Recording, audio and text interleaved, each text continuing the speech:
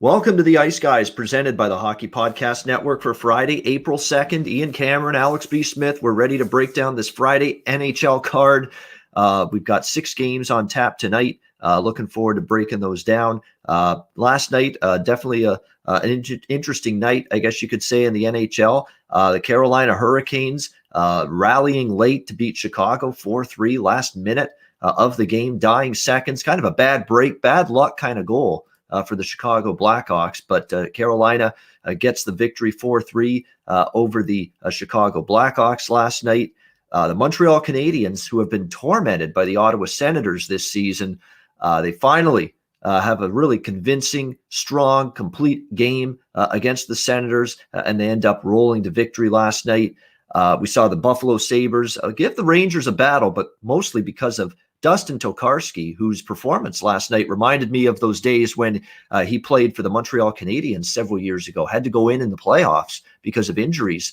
And he played very well that season, and he played very well last night. In fact, he's the only reason the Buffalo Sabres got a point out of that game and forced overtime. 46-22 were the shots going into overtime in favor of the Rangers. So credit to him, but not enough, as the Rangers won thanks to a Mika Zibanejad goal in overtime, 3-2.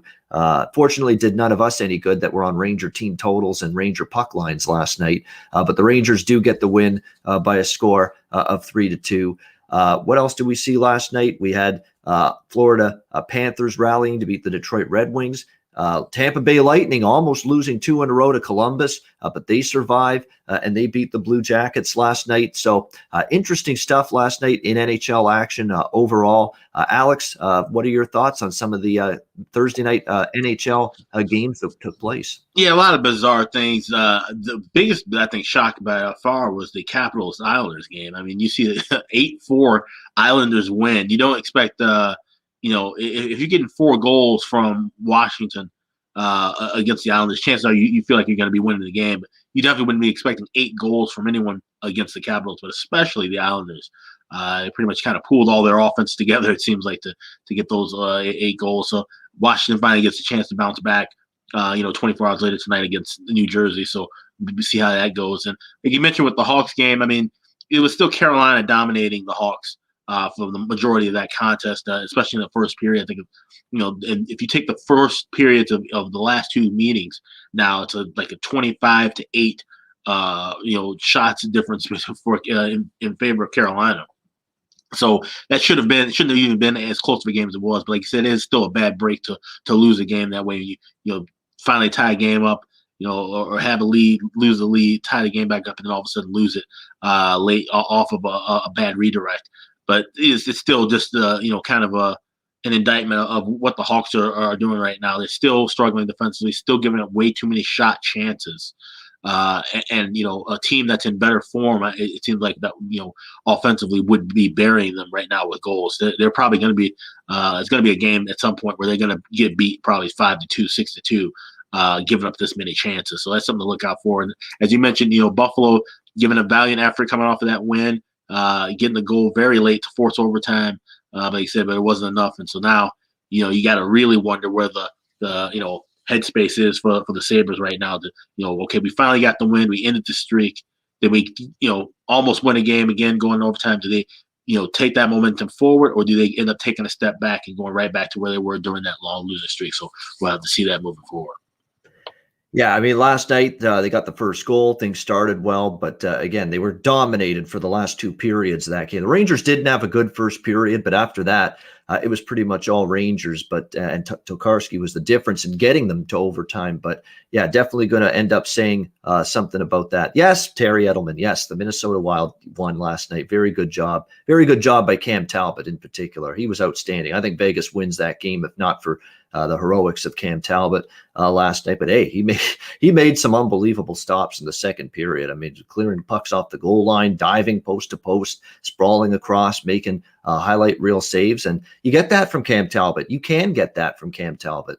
But you don't always get it from Cam Talbot. Consistency and that kind of that's an elite goalie performance. And he gives you that every now and then. There's no question. But that's the problem. Every now and then is when you get it. You don't get it every single night from him. But give Dean Evison credit. He's kind of stuck with Talbot, he's given him just as much net lately as Kakkonen for the Wild, and he's trying to battle for that number one spot. He didn't sign in Minnesota to play second fiddle, to Capo Kakkonen. And he's kind of playing like it right now for the Minnesota Wild. Certainly did last night. So give Minnesota credit. They couldn't have been happy with losing 2 games. I sure as hell wouldn't be happy with losing 2 games in a row to the San Jose Sharks, and the Minnesota Wild end up getting the victory, the Minnesota Wild bounce back at the victory last night over Vegas in a pretty entertaining hockey game, 3-2. They win that game in the shootout. All right, let's go to Friday. We've got the Washington Capitals taking on the New Jersey Devils. Washington -150, road favorites, total 6 shaded to the under. Very disheartening performance from the Capitals last night, as Alex mentioned a second ago. And guess what? Eventually, sometimes those statistics that are lurking in the distance, they don't always come to the fore, or it takes them a while to really come to the forefront and show up in the performance and the results on the ice. But for the last couple of weeks, the Washington high danger chances allowed has gone up significantly. Their defense has been giving up more shots, more chances. They've been playing without the puck more. And now all of a sudden you're seeing breakdowns a bit from this Capital defense, and it's concerning. That was a shoddy, and I'm being kind when I say that, shoddy defensive game last night by the Washington Capitals against the Islanders, who had been scuffling to score goals, to be honest with you, before that game last night. A terrible effort from Washington. You'd think in theory this is about buckle your ass down defensively and fix this right now if you're Washington, because the last 2 games have been ugly at the defensive end of the ice. The Rangers beat them and put up a good number of goals against them. And again, breakdowns, odd man rushes, just some stuff you can't have happen if you're going to have a solid game defensively. And we've seen that now from Washington 2 games in a row for them. We'll see if they can tighten things up defensively tonight against New Jersey. I'm not laying a price with Washington on the road on a back-to-back here. That's for sure. They have played well against New Jersey. They just beat the Devils. Back-to-back games in Washington, not too recently, or just recently, I should say. They have a chance probably to keep it going here, but the Devils, they almost beat Boston 2 games in a row. They led the Bruins in the second of the back-to-back games against the Boston Bruins, but they ended up losing that game 5-4 in a shootout. That was a weird game because Samsonov and TJ Oshie collide in the first minute. Samsonov leaves the game for a little bit. They put Vitek Vanacek in. He gives up a goal or 2 quickly, and they go back to Samsonov, and I'm like, oh, good. That's probably a good thing, the way Vanacek's looking. Well, Samsonov didn't look right after, getting that collision, and then he gives up a bunch of goals. Although, again, don't blame it all on the goaltending. In fact, I'd blame it more on the defense of the Capitals in front of their 2 goalies last night, because it was pitiful how poorly they played in their own zone. So where does Laviolette go with the goaltending tonight? I think it'll be Vanacek, because Samsonov played most of the game last night after he returned from injury. So I would think it's Vanacek on the second night of back-to-backs. Probably will be Blackwood once again for the New Jersey Devils. I pass on this game, but I would only look Devils at the home underdog price. They have been in games lately. They've been feisty. They've been competitive. Could have beat Boston 2 games in a row, although we did see last night the Bruins are kind of in a bad way right now. So how much do you want to put stock into New Jersey's performance against Boston at this point in time? But I would still lean to the Devils, but not a game I'm going to be involved in from a betting standpoint. Alex, what's your take here? Washington, New Jersey.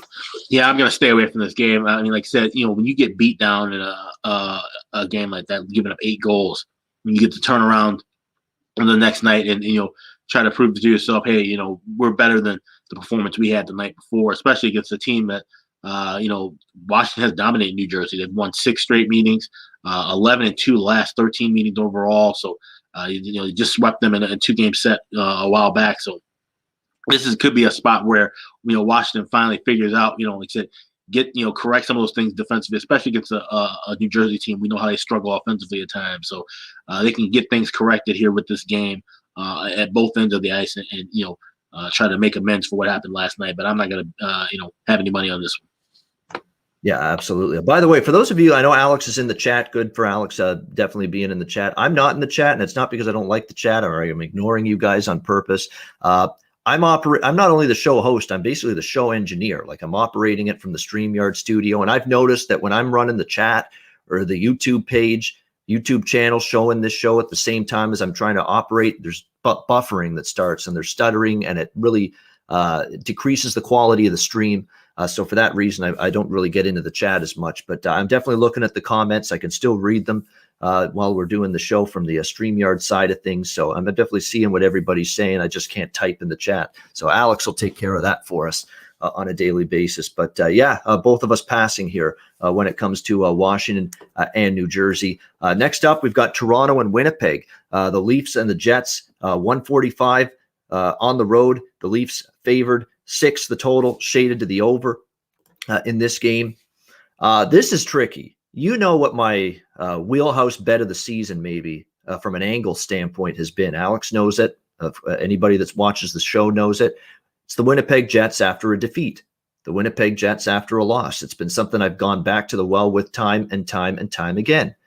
And that was my first inclination here, was to look at the Jets. Then I looked at it a little bit more, and I looked at a little bit more of the advanced numbers, and the Jets are a good team, and it seems like the Leafs are maybe a little bit on another level from the Jets, because the advanced numbers, if you look at it, high danger chances allowed and generated, and the expected goals for percentage, it is a huge edge to the Toronto Maple Leafs in those key categories. And as much as I like Winnipeg, I think in some of these games, especially lately, they've really had to rely on the heroics of Hellebuck. You know, they've been giving up a little bit more in terms of the quality of looks from the opponents at the net. That worries me against, obviously, a Leaf team that's got the firepower to explode offensively on any given night. And the Leafs have been generating just a shit ton of chances, and it hasn't always resulted in them finishing those chances. But slowly but surely, we're starting to see the Leafs get that offense going. And look, we're talking about a goalie tonight for the Leafs expected to be in net again, Jack Campbell. I'm a little reluctant to bet against the Leafs with him in net. I mean, we're talking about a 7-0 goaltender as a starter this year for the Leafs. Incredible numbers, 946 save percentage, sub 2 goals against average. Like, he's been absolutely brilliant for the Leafs. And if he's in net and a 7-0 record as a starting goalie, that's difficult to go against that. So I do lean Jets, and Jets off a loss is definitely not a thing that I'm going against. I'm either on it or I'm passing, but I think I'm passing here in this regard. I also think the over's worth a look, and I am going to bet that. And I'm just talking about Campbell being so good. Why would you bet the over? But you look at the Jets after they get shut down in a game. The next game, they're almost always good to score at least 3 goals. And all the trends point to 4-1 over for the Jets in their last 5 when they score 2 goals or less.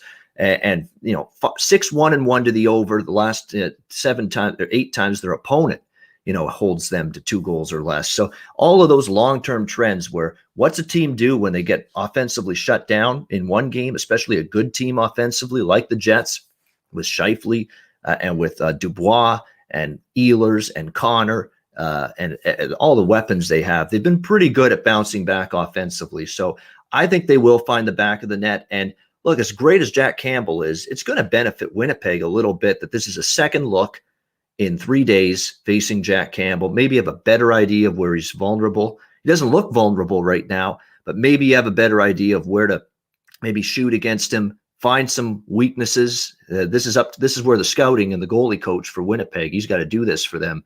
Find some weaknesses in this guy. It's not easy because Campbell's playing great, but I think maybe you give the Jets a second chance, a good scoring team against this same goalie. Maybe they're going to have better results tonight. So I am on the over here, over 6 minus 110. I think the Leafs will find themselves a few goals as well. Alex, what do you think here? Leafs taking on the Jets. Yeah, I lean with the over in the first period here. The way I might attack this, and we talked about it, we did it live last week on the live show a couple weeks ago. I'm probably going to wait and jump in and grab a better price with the first period over. Because right now you'd be laying 135, 140. I feel comfortable in that cashing, but I don't think it's going to hit right away. I think we'll have some time within the first 5 minutes to bet this live and get a better adjusted price. But I do like this first period over.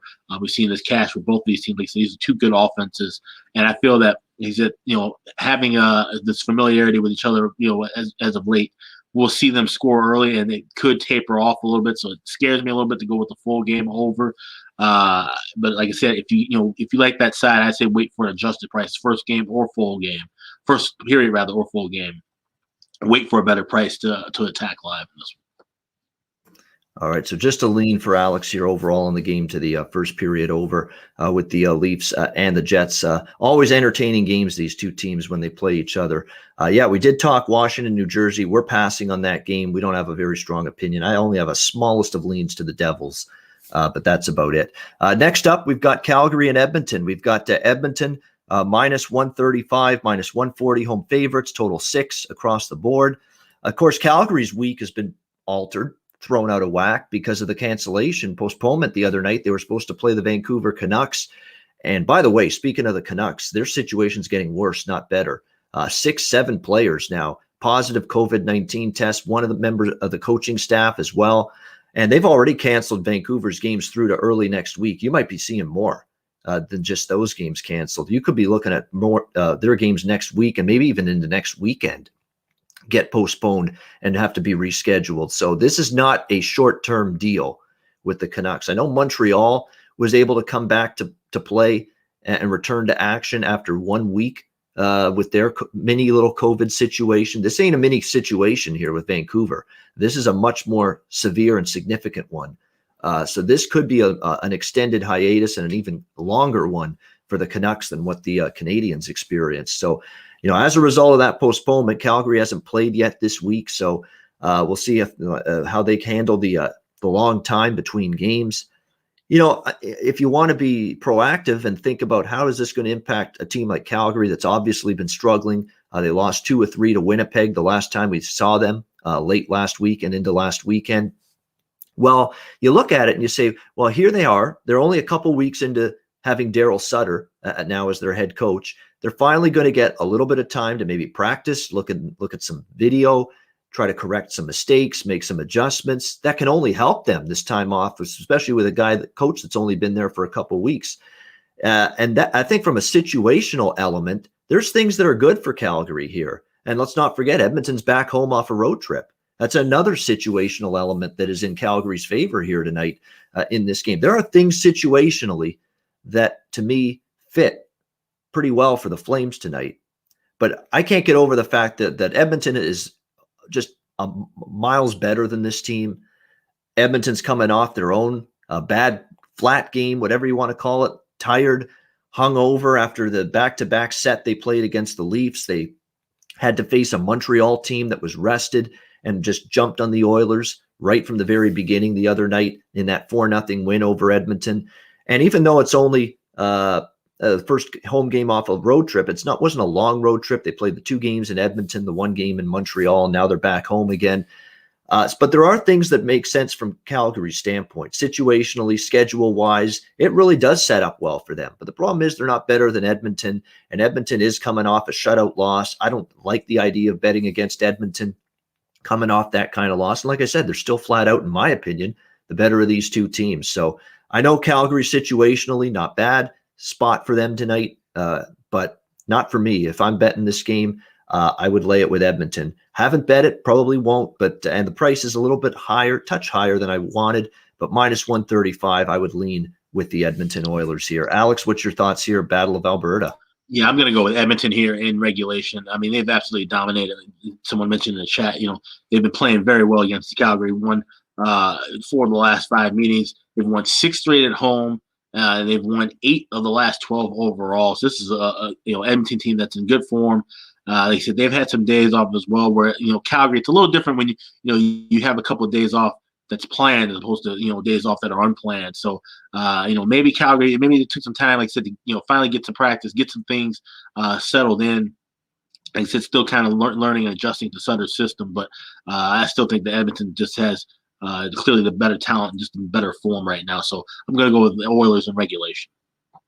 All right, Edmonton in regulation for Alex B. Smith in this one. Connor McDavid, got to stop him if you're going to win this game if you're the Flames. Problem is they haven't stopped him. How about 6 goals and 14 points in 6 games against Calgary this year for Connor McDavid? So if you're looking at points and goal scoring prop, you probably want to start here with Connor McDavid for the Edmonton Oilers. He has just done a tap dance all over this Calgary Flames team throughout the course of the season. So I'm with Alex. I know there's some things that make some sense spot-wise for Calgary, but they're not better than Edmonton, and Edmonton's off the shutout loss. I think they bring it tonight, and if they do, I think they'll win. So I lean with Edmonton as well. St. Louis, Colorado. We've got Colorado minus 210 to minus 220. Home favorites here. The total 5.5, shaded to the over in this one. This is a conundrum game for me.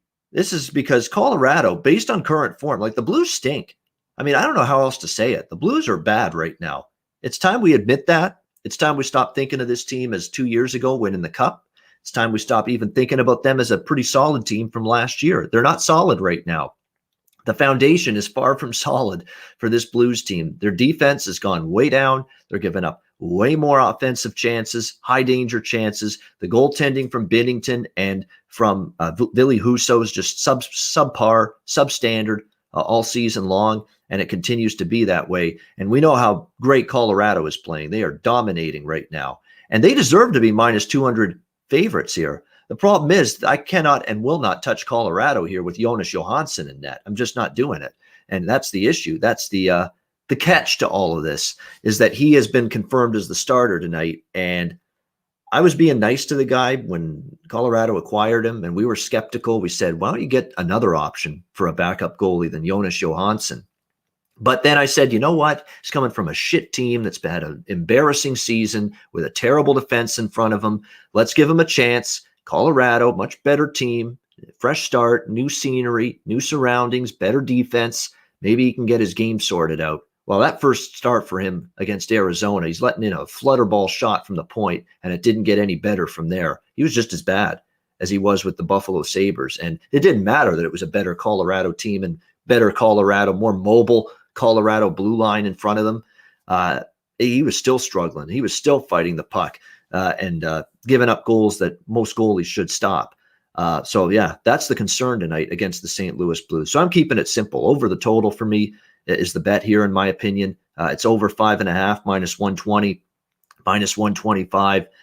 This should be, in theory, a game where St. Louis can get you some goals and get on the scoreboard. Offense really hasn't been their problem. They've been able to score goals. They've kind of dried up a little offensively lately, but you've still got Tarasenko back. You've got Ryan O'Reilly, Stanford, Brayden Schenn, multiple guys that have been able to find the back of the net for this team lately. They should be able to do that against Johansson. I mean, it's to the point where even if Colorado plays the pretty solid, tight defensive game that they've brought to the table a lot of times this year, you could still see Johansson give up a few goals, because even the routine saves, he doesn't consistently make those. That's the problem. On the flip side, I have no doubt in my mind with how red hot the Avalanche offense has been. The power play's been lethal. Look what they did against Arizona the other night. They just absolutely just laid the smackdown, and the floodgates open for this unbelievable Avalanche offense, which is finally playing like it. They went through that little period where they were getting the chances, Alex, and the puck wasn't going in. That's not the case now. They're getting those chances still, and now the puck is going in. It should go in tonight against Binnington and this Blues defense, which has declined. Parayko and Gunnarsson, those two absences have been just awful for St. Louis, losing those two guys, and they have not been the same ever since. So I like the goals both ways here, over the total 5.5, minus 120. Alex, what's your take here? Blues Avalanche. You got a Colorado Avalanche team that has scored 55 goals in their last 11 games, going against this horrible Blues defense. And then you got a Blues team that's hungry to get a win, going against arguably the worst goalie in all hockey, in Jonas Johansson. I'm all over this first period over, and I'm all over this full game over. So give me both of those. But this first period over looks absolutely sensational. I'm surprised that this number wasn't higher than minus $1.20 when it opened. And then once they confirmed Johansson, it still hasn't moved more than maybe 5 cents at certain shops. So, like I said, I like this full game over as well, but I love the first period over. So give me both of those tonight. All right, double up time for Alex B. Smith. I wouldn't argue with that. Over 1.5 first period, over 5.5 for the full game. It's trickled up the juice. It was minus 115 to minus 120. I'm now starting to see more minus 120 to minus 125 now with the full game over 5.5. So some people are starting to pay attention to this, but it's almost like, people have been asleep for the last few hours and are late to the party and late to realizing who's in net tonight for the Colorado Avalanche. And look, Alex has great goalie charts. If you go to patreon.com/Ice Guys and you've got the $10 monthly subscription there, you get to see the goalie depth charts that Alex has. I'm pretty sure he's got a pretty massive decline from Philip Grubauer to Jonas Johansson. In fact, that might be one of the biggest precipitous drops from number 1 to number 2 goalie in the NHL. It's currently the second biggest drop, and I have to update it because Pittsburgh right now has a guy named Emil Larmy that's up as the backup for Casey Smith. His numbers are absolutely horrific in the and we'll talk about Pittsburgh when they play tomorrow, but his numbers are beyond worse. He's actually the biggest gap I've ever had doing these goalie charts in the last 5 years. It's a 55-cent drop. But Jonas Johansson, it's about a 40-cent drop, 45-cent drop between him and Grubauer. So, you nailed it around the head. Those are two of the within the 1 and 2 of the worst drop-offs between starter and backup. Yeah, can't say I'm surprised about that. San Jose, Los Angeles. We've got LA minus 120 to minus 125 home favorites against the Sharks, 5.5 the total. Man, this game just goes back and forth with these two teams when I was handicapping and looking at it. First of all, San Jose, I don't trust them on the road. Like, all of their good games lately have been at home. I mean, they got shut out, or they got 0-2 they were against Arizona in the desert last week. Of course, before that, they played well at home against the Blues, and they played well at home just now, obviously, against a very good Minnesota Wild team. So San Jose's played good hockey at home, but they just haven't lately been able to bring that with them on the road. So I don't, and I still don't really love the idea of backing San Jose. I know they played a little bit better, but their defense is still, they're giving up tons of good chances. And there's so many times the opponent's just missing the wide open nets and hitting the post and hitting the crossbar, and they're still running around in their own zone. So something tells me some of these wins are a little bit fool's gold for the San Jose Sharks, in my opinion. On the flip side, I want to back LA here. LA is coming off a very impressive win against Vegas the other night by a score of 4-2, pulling a mammoth upset here in this game. But I don't love the idea of laying a price with the Kings. For some reason, the Kings haven't been able to beat the Sharks lately. And we got Martin Jones in net for San Jose, and I don't like Martin Jones, but I like Martin Jones against LA, his former team. He has done unbelievable. He's performed terrific consistently for the most part when he faces his old team, the LA Kings, and he's going to be a net tonight. It's almost like he's got the little hex over the Kings right now, and he beat them twice just recently when they played in San Jose. So I want to back LA. I'm not gonna. I kind of lean to the over. I don't know if I'll get there either. So I lean Kings, I lean over, but right now just leans for me. Alex, what's your thoughts? San Jose, Los Angeles. Yeah, if I had to lean, it would be leaning towards San Jose, honestly. Like you mentioned, Martin Jones has played absolutely well against LA Kings, 16-5-3 with a 2.25 goals against, 927 save percentage, and a shutout in his career. He said he beat them just this past week. For some reason, he's always had it out against his old team, the team that drafted him. So, this is a San Jose team that looked pretty solid in those two games they played against the Wild. And like I said, it's hard to find them to get, any kind of consistent positive motion moving with that team. So, this could be leaning toward the best hockey they play all year. And this is that time of year too, with these bad teams. Some of them start to, to say, hey, we're playing for jobs, playing to, especially now possibly getting moved 10 days before the deadline. So kind of showcasing themselves a little bit. So I would lean with San Jose here at a plus minus. Yeah, you would think playing for jobs and playing for the future. Early in the season, I definitely would have said that about these two teams. But because St. Louis is screwing around here and struggling and not playing up to their Kit Kat level, they've kept teams like San Jose and LA in the playoff mix. They're only 4 points back right now of the St. Louis Blues for that final spot. However, do you really want that fourth spot? There's a chance you might be facing Colorado in the first round, and you're going to just be asking to get wiped out. So it's almost like whoever finishes fourth in that division is going to be like lambs being led to slaughter, to take on the Colorado Avalanche in that first round series, which, is going to be obviously an uphill battle for whoever faces them in that spot. But yes, somehow, some way, the Sharks and Kings are only 4 points out of that final spot being held by St. Louis right now, and Arizona still right in the mix. So we've got our nice little St. Louis, Arizona, LA, San Jose kind of 4-team battle starting to unfold now for that final playoff spot in the West. I think comfortably, in some order, I would say Colorado, Vegas, Minnesota is going to be top 3 in that division. But then that fourth spot, it's completely up for grabs right now.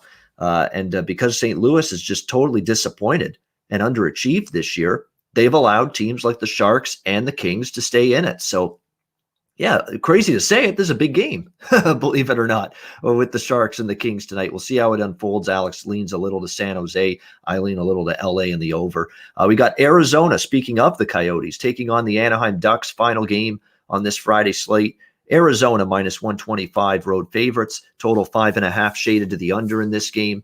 It looks like actually it's going to be Anthony Stolarz getting the start for the Anaheim Ducks tonight in net. He started against the St. Louis Blues last weekend, gave up a couple early goals, and then was lights out the rest of the way. And the Ducks come back from a 2-0 deficit, and they won that game in overtime by a score of 3-2. So he was very good after the opening period of that game. We'll see if that continues here. But I was impressed with Stolar's game. Now that he'll see if he can keep it up here against Arizona, the Coyotes, a team that obviously wrong place, wrong time, no question.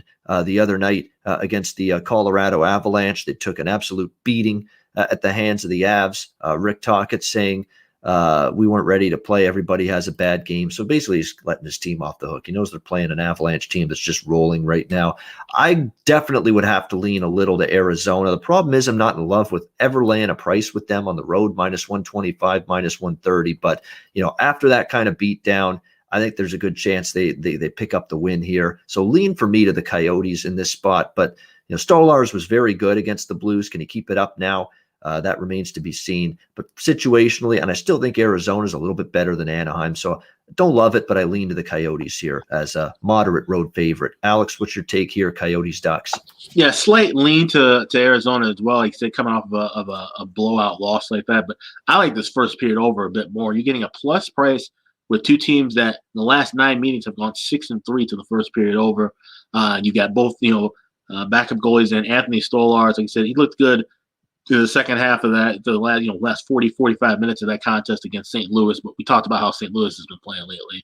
And on the flip side, you got Aiden Hill, who was just atrocious in that game. Last game, ended up getting pulled, and he, struggled. His number is 4-4-1. He's been moderately decent, but he's nothing like obviously Kemper and Ronta. Those guys are dearly missed for Arizona right now. So give me the first period over. You get it plus 105. Nothing cheaper than even money, but I like it all the way to laying around $1.05. But you should be able to find plus money pretty much everywhere. Yeah, and I'm with you there in terms, but like in the first period over as an official play here, Alex B. Smith, I lean Arizona, but just lean. And the reason too is Anaheim. I give them credit. I mean, not only did they beat St. Louis 2 in a row, but again, to fall down early in that game 2-0 and still just keep on playing, no panic, just keep playing. There's a 60-minute game. Let the game unfold. If we get the next goal, which they did to make it 2-1, they're right back in it. And then they really played well from that point on. So Dallas Eakins has this team playing pretty good right now in terms of their compete level. And just when they're down in games, early in the season, they were out. Now, when they're down in games, they're not as out, as they were. They're finding some goals too lately, which has been good to see for the Anaheim Ducks. So that's why I was pumping the brakes a little on Arizona. I would still look to Arizona if I had to, but it's just going to be a lean for me in this game. All right, great stuff, Alex. Great analysis on this Friday NHL card. Before we get to best bets, to wrap up the show, as always, a reminder, download the DraftKings Sportsbook app, sign up for an account, use the promo code THPN. It's that time of year. Lots going on. It's the Final Four this weekend in the NCAA basketball tournament. We've got the NHL and the NBA coming down the home stretch of the regular season. Major League Baseball now underway. Lots to wet your whistle with from a sports betting perspective, and no better book to use than DraftKings.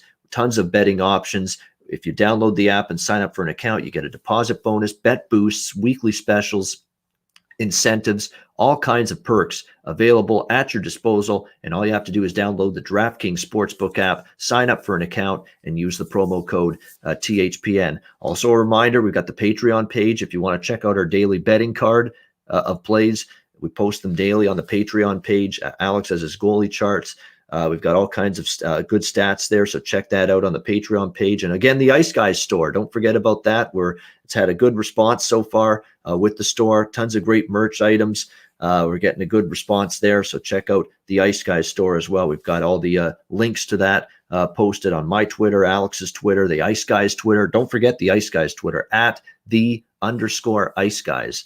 If you're not already following the show, the official Ice Guys Show Twitter account. So make sure you do that if you aren't following it already.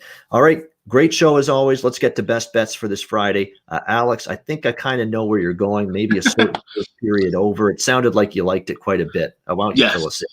Absolutely, yes. The Colorado and St. Louis first period over, you get it at minus $1.20. Like I said, I'm just astonished that this price hasn't moved one bit, especially with Jonas Johansson in net. He's been absolutely terrible.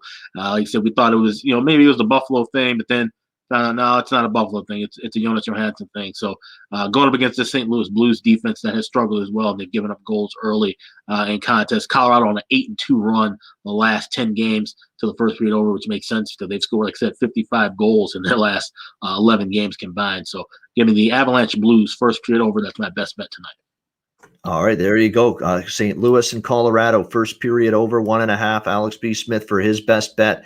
And guess what? When you bet the first period over as his best bet, you can bet the full game over from this same game as my best bet. St. Louis, Colorado, over 5.5, minus 122 to minus 125 is the prevailing price attached to that. But still, it's below 6, which makes this best bet material in my mind. Again, you've got a Colorado team just lethal offensively right now, and a Blues offense that a little more up and down lately from them.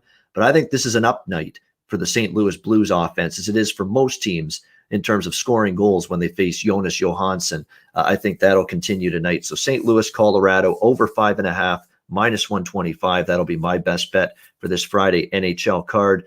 But yes, happy Easter. There's some people in the chat wishing happy Easter. Yes, happy Easter weekend as well. But reminder, we're here on all weekend as well. We're here 7 days a week, Monday through Friday, 2 p.m. Eastern, Saturday, Sunday, noon Eastern, live on YouTube. And if you can't watch the show live, make sure you download the Ice Guys podcast in audio form on all major podcast platforms. For Alex B. Smith, I'm Ian Cameron. Have a great Friday night. Enjoy the games and good luck.